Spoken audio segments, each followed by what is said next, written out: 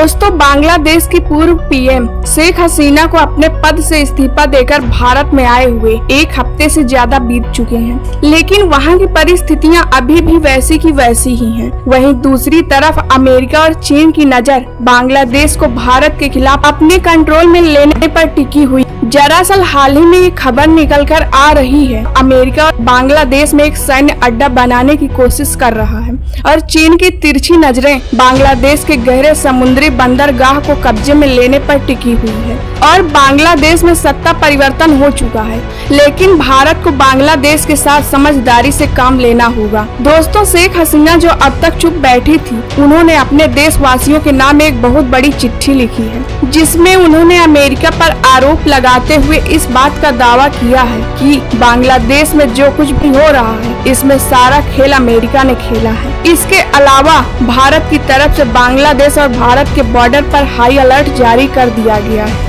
और पिछले 36 घंटों में बीएसएफ ने पश्चिम बंगाल में बांग्लादेश की सीमा पर 2 स्मगलर को गिरफ्तार किया है। दोस्तों, जब से बांग्लादेश में तख्ता पलट हुआ है, तब से भारत और बांग्लादेश के रिश्ते में दरार आना शुरू हो गई है, क्योंकि बांग्लादेश में मौजूद हिंदुओं और अल्पसंख्यकों पर कट्टरपंथियों और जिहादियों के द्वारा अत्याचार किया जा रहा है। हालांकि पिछले कुछ दिनों में हिंदुओं और अल्पसंख्यकों ने एकजुट होकर बांग्लादेश में एक बहुत बड़ा विरोध प्रदर्शन किया है, जिससे कुछ हद तक अंतरिम सरकार झुकी हुई है और जो हालात बांग्लादेश में चल रहे हैं, उससे चीन और अमेरिका मजबूरी का फायदा उठाने की कोई कसर नहीं छोड़ रहे हैं, क्योंकि शेख हसीना जी ने अमेरिका के सैन्य बेस बनाने की जो कोशिश हो रही है, इस पर उन्होंने कहा है कि यदि उन्होंने बंगाल की खाड़ी में स्थित सेंट मार्टिन द्वीप की प्रभुत्ता अमेरिका को सौंप दी होती, वे सत्ता में बनी रह सकती थी। दोस्तों, सेंट मार्टिन द्वीप 1971 में देश के अस्तित्व में आने के बाद